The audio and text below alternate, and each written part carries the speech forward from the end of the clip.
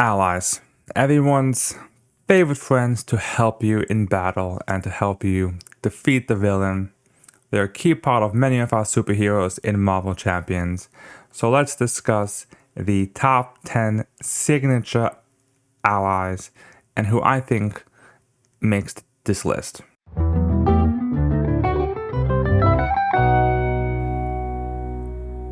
Welcome everybody, Rob from Sage Style Games, and we are here with a top 10 list of the signature allies for Marvel Champions.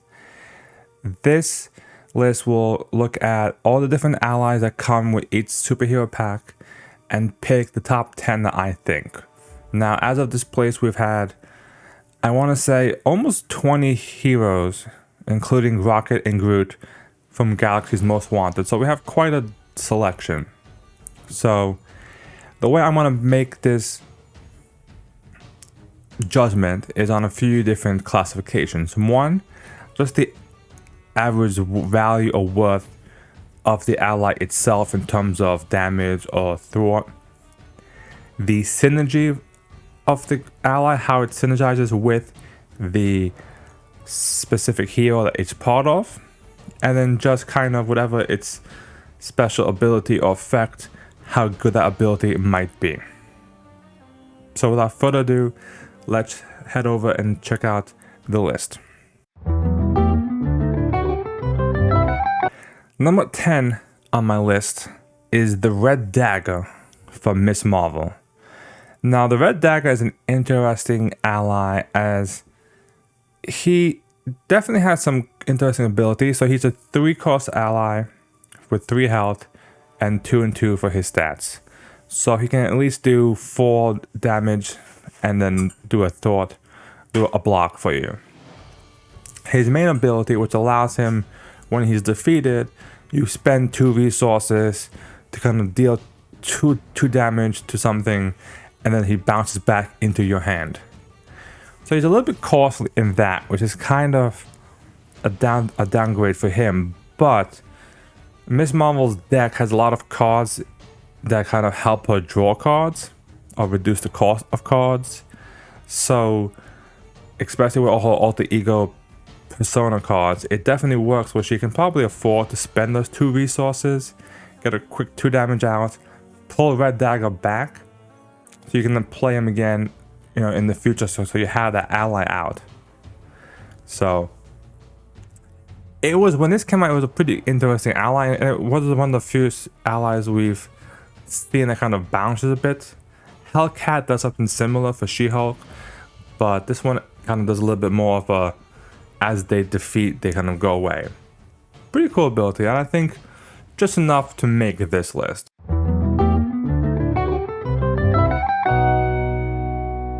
Number 9 is the Scarlet Witch in the Quicksilver hero pool. Now, I chose Scarlet Witch over the Quicksilver one in the Scarlet Witch pool for a few reasons. One, I'm not that impressed by the Quicksilver ally. The Quicksilver ally it does capture the essence of Quicksilver, but it doesn't really. I mean, he can do a bunch of damage, but I feel like Scarlet Witch doesn't really need that. Whereas the Scarlet Witch ally for Quicksilver does capture a bit of the essence for what Scarlet Witch does in terms of discarding encounter cards. So she's a 3-cost ally, 3 health, 1 thwart, 1 attack, but every time she uses her ability, you discard a card from the encounter deck, and you get a +1 for every boost icon. So she can do 3-4 damage on each swing. So you have the potential, if you're lucky, to do 9 to 12 damage from one ally for only 3. And that's pretty cool. Obviously, both of them, Scarlet Witch and Quicksilver, they have synergy as you need them to kind of use Order and Chaos to use your alter ego ability to maximum. So they have that synergy for them. But I feel like Scarlet Witch, even though she has a bit RNG, which puts her down on this list, I think that it's definitely a lot more value than a quick burst from Quicksilver, which does cost you 1 more, and you can get maybe 8 damage over 2 turns or 6 damage on the block. I wouldn't really thwart with the Quicksilver ally, but Scarlet Witch you could do either and still hopefully get a good amount of value out from it. Definitely, I think, makes this list in terms of being an interesting ally for the Quicksilver pool.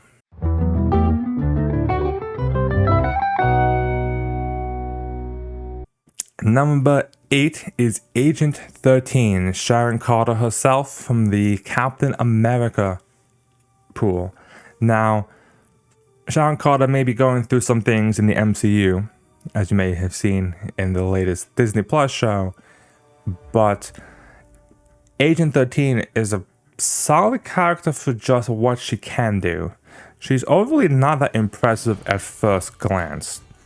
3 cost ally, 3 health, throw for 2, attack from 1. When she comes into play, she removes 2 threat automatically from a scheme. What makes her really good is the burst potential. Essentially, she's a 3 for 4 in terms of thwarting. They can also block. But you combine that with Captain America's card pools and just his actual ability. I can do this all day. And you can just blow up threat all over the place. Between captains, I can do this all day. You throw in like a fearless determination possibly, or heroic intuition. You're looking at easily 10, 12 thwart gone in an instant. And that's a lot. That can completely balance a game. Just completely save you and take you out from almost losing one game. And that's what she's really good at. She is a really good threat, almost kind of like a Maria Hill for leadership that can kind of thwart and then does her job.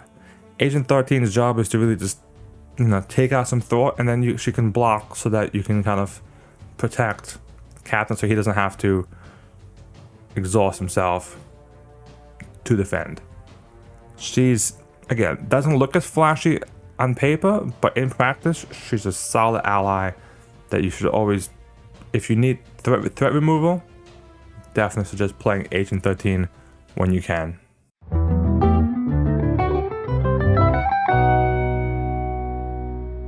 Number 7 is Ant-Man, the Wasp signature ally. Now I put Ant-Man here at 7. He's an interesting ally. So 4 cost, 2 threat, 2 attack, 3 health. And when Wasp is in giant form, Ant-Man is giant and gains a +1, so 3 attack. And when you're in tiny form, Ant-Man is now tiny and gains a +1 thwart. So whatever you're in, he's in, and it increases either his attack or thwart. So you're looking at potentially 4 for 6, 4 for 9, if you don't block with him. And that's okay. Obviously, you need him for Swarm Tactics, the other team-up card.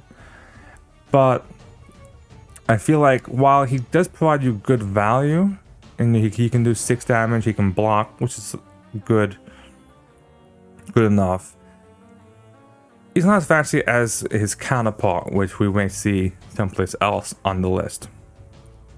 Especially because you have to be in a specific form. And sometimes I almost wish it was kind of reversed, where if you were in giant form, he would have extra thwart to kind of help balance it out. I feel like you kind of really pump in the more damage in giant, more thwart in tiny kind of aspect. So overall, solid stat that you can't really go wrong with.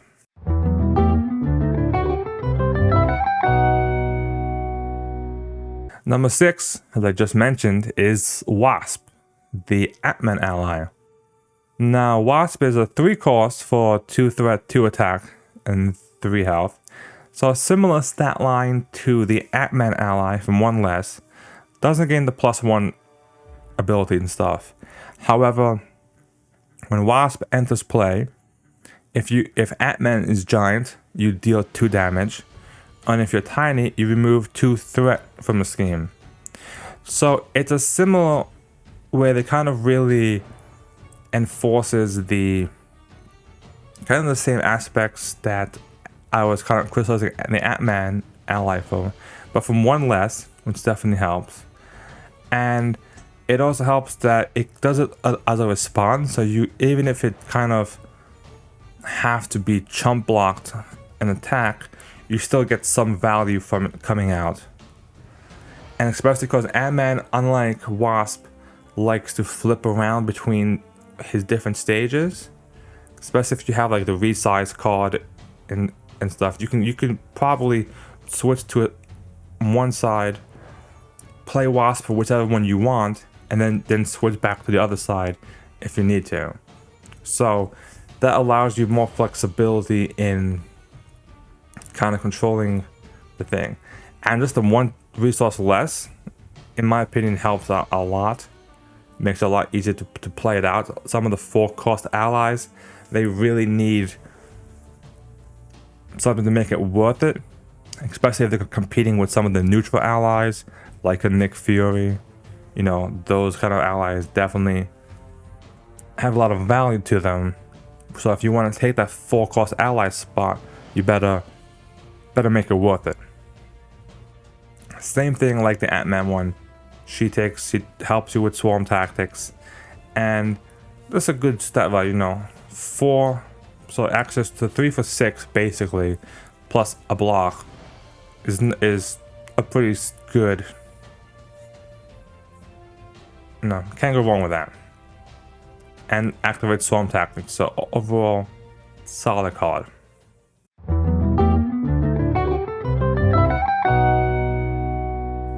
Number 5 is the Winter Soldier Bucky Barnes from Black Widow.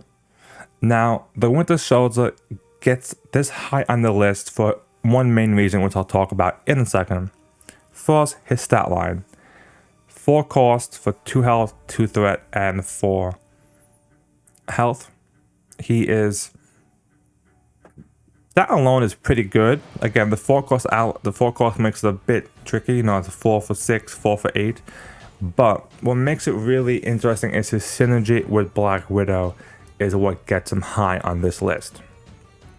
You reduce the cost to play Winter Soldier for every preparation card you have out.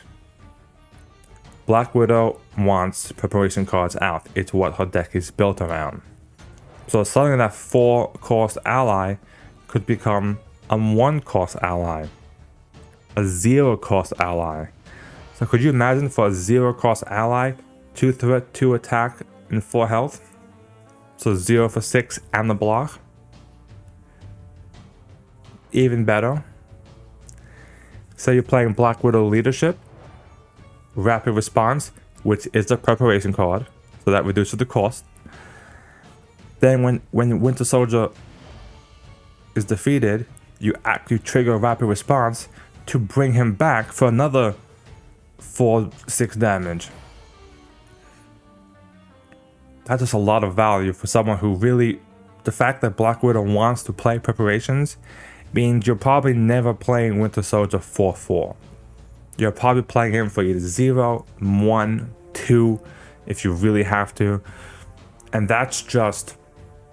The value for that is where it really shines with Winter Soldier. He's got a solid stat line. He's got enough health where if you need to block a minion, he can block it and possibly still live. So overall, I mean, that alone is helpful for Black Widow, who only has 9 health. So she may struggle kind of staying up if she is taking too many hits. That's what, in my opinion, makes the Winter Soldier a solid ally to have on this list.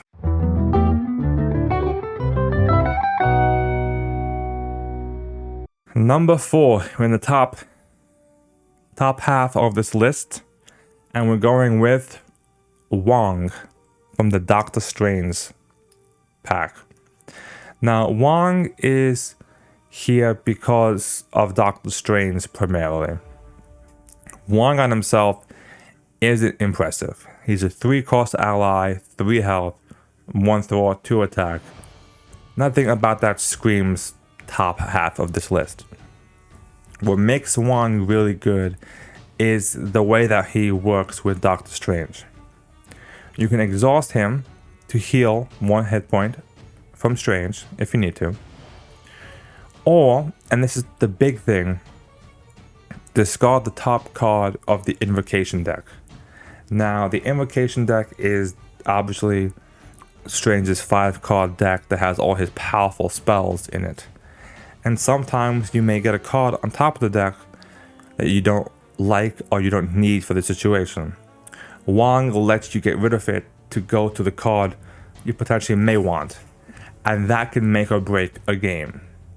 Being able to essentially not pick but kind of help cycle through your deck to get the card you want, especially if you have like a Master of the Mystical Arts in your hand, is really helps that Doctor Strange engine, which, as many of you probably know if you play Doctor Strange, once you get the engine going, he's just going to unleash damage and just do a ton of stuff.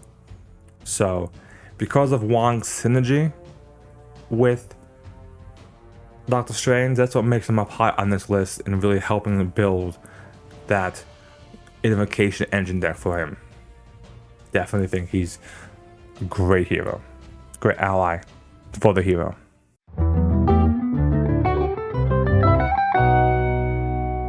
Number 3 is everyone's favorite mischievous thief, Black Cat, from the Spider-Man pack. Now, Black Cat is here for, and any of you who know Black Cat probably know why. 2-cost ally, 2 health, 1 throw, 1 attack. Her response when she comes to the play, you discard the top 2 cards of your deck. If it's a mental resource, you put it into your hand. If you hit it, you're lucky, but most of the times I don't.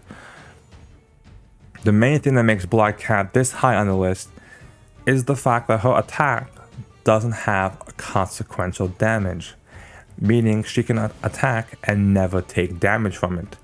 So obviously you can build her in a specific ways, play with leadership, you toss an Inspired on her, aggression got Boot Camp as an extra card, +1 attack.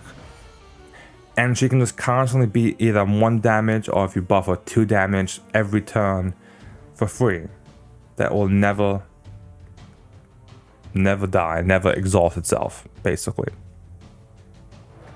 So yes, people build these decks, kind of almost built around Black Cat, where you put Sky Cycle on her and Inspired. You have an aggressive ally who played Boot Camp, and now suddenly she's swinging for 3-6 every turn. And mathematically, that works, yes. And that's what makes her really so powerful, is that people actually build decks around Black Cat because of the fact that she can just attack endlessly. Her weakness obviously is the fact that she only has 2 health. She's a little squishy, and there's a lot more cards coming out these days from the villains that do either damage to everything you own, indirect damage, that kind of stuff. So gotta be a bit cautious about keeping her alive if that's how you want to play. But the fact that she can you almost can build a deck around Black Cat must mean that she has to be, she's special.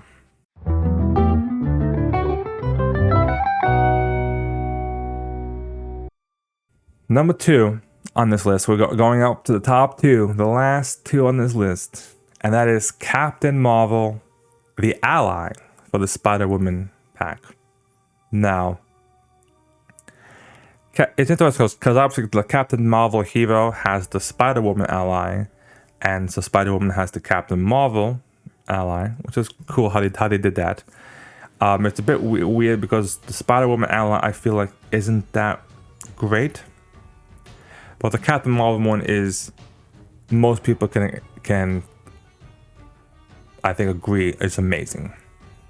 The 4-cost ally, 2 thwart, 2 attack, 3 health. Every time you use Captain Marvel, you draw 1 card. So she can pay for herself, or almost pay for herself, if you attack 3 times with her or thwart 3 times with her. What makes it interesting is when you start to possibly build leadership cards or healing cards. You know, say you give her extra hit points. Say you heal her. That just gives you more card draw. And Spider-Woman has a lot of like 1-cost cards in her deck anyway, like self-propelled glide and stuff. So she can, 1 extra card could make or break a difference in playing your hand perfectly. And card draw is always good. Like, you can never go wrong with card draw, in my opinion. So it also kind of captures the essence of Captain Marvel, because anybody who has played the Captain Marvel hero, you know that Captain Marvel likes to draw cards. Her ability gives it to her. Alpha Flight Station does it. You know, she has a lot of ways to draw cards. So they kind of mimic that in the ally, which is great. I mean, just the fact that she can draw you cards when you need to is a great ally, and one of the allies that like you always should consider playing when you get it in your hand, depending on what the situation might be. Some of the other allies are like, if I can, I'll play them, but once you get up to here, you're like, Captain Marvel should be played. I feel like definitely, the value in her is perfect. Before we get to the number 1 spot, I'll pause to the brief honorable mention. And the honorable mention category goes to our 2 newest friends, Rocket Raccoon and Groot. Now, the reason why I didn't include them on the list is because they technically are basic allies and not signature allies. Now, this may be a thing that they are doing moving forward, where instead of having a signature ally, they make it into a basic one, because as you may have noticed on this list, if we just go through this list, 1, 2, 3, 4 of the, at least 4 of the people on this list are actual heroes, which means if you're playing that character and someone's playing the hero of that specific ally, that card is a dead card and is just a blank resource card at that point. It doesn't do anything else, and you can get rid of it because it's part of your signature pool. So I don't know if they plan on doing that with moving forward, or maybe just for the Guardians pack. That way you can kind of like play all the Guardians together. I don't know. Either way, Rocket and Groot, I'm going to put it here as an honorable mention. They are both solid allies. Rocket he's a minion buster. Whenever he attacks, he essentially does 4 damage to a minion plus overkill. It is just a great way to kill minions. And Groot, if you play Groot in a way, could possibly live forever and just constantly be blocking minions for you, so you never have to deal with that pesky minion on the board that's attacking you. And has enough health at 6 where he could even take a hit from the villain and still survive.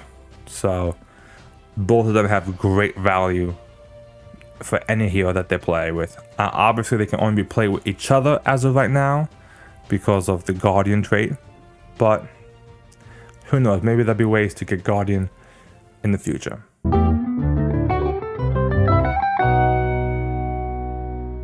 Last, here we are, our number 1 ally, in my opinion. And I just want to specify in my opinion, because Captain Marvel is really good, and Captain Marvel could have been a number 1 ally. But in my opinion, there's one ally that I actually like more than her, and that is the Mockingbird from the Hawkeye signature pool. Now, I need to clarify, it's the Mockingbird in the Hawkeye one, not the neutral basic ally one. The neutral Mockingbird was a great card when this game first came out. I think most people played her because it was just one of the few ways you could get a stun in your deck to stun the villain. But as the pool's kind of, I feel like, grown, she's seen less play, as now like new allies like Ironheart, Spider-Man, Miles Morales have kind of took over her spot maybe. But the Mockingbird for Hawkeye is, in my opinion, one of the best allies that we have. 3 cost, 3 health, 2 thwart, 2 attack. So average stat line, pretty good. Nothing wrong with that. But her ability. When a villain initiates an attack against you, you spend 1 resource of any type, there's no restriction, and you bounce Mockingbird back to your hand. You prevent all the damage from this attack. So what this means is she can essentially block a hit for you. And then she goes back to your hand, where you could just play her again next turn if you wanted to. And she could do it again. Or again. Or again. Essentially, keeping Mockingbird out or playing with her is a way to keep Hawkeye alive. Hawkeye can do a lot of damage, he doesn't really need help in the damage department with his arrows. Or he needs help with his staying alive. He has 9 hit points and not a good defense at all. So he can't take many hits to the face. Mockingbird helps him by being able to soak up that villain attack and just completely protect you. Yeah, she does 3 for 4 if you want to use her, and then maybe eventually bounce her back. But she's on bench. Essentially, she's a tough card that you can keep, like, that does 2 damage or 2 thwart, and then you spend a resource and you to kind of give yourself tough in a way almost, and just soak up the hit. And that is, in my opinion, a great ability. When you have some villains these days that have like that are attacking for 4, 5, 6, 7, and you can just go, nope, it's all gone. And what's even better is you can time it if you need to. Like, it's not a forced interrupt. It's not where you have to use it.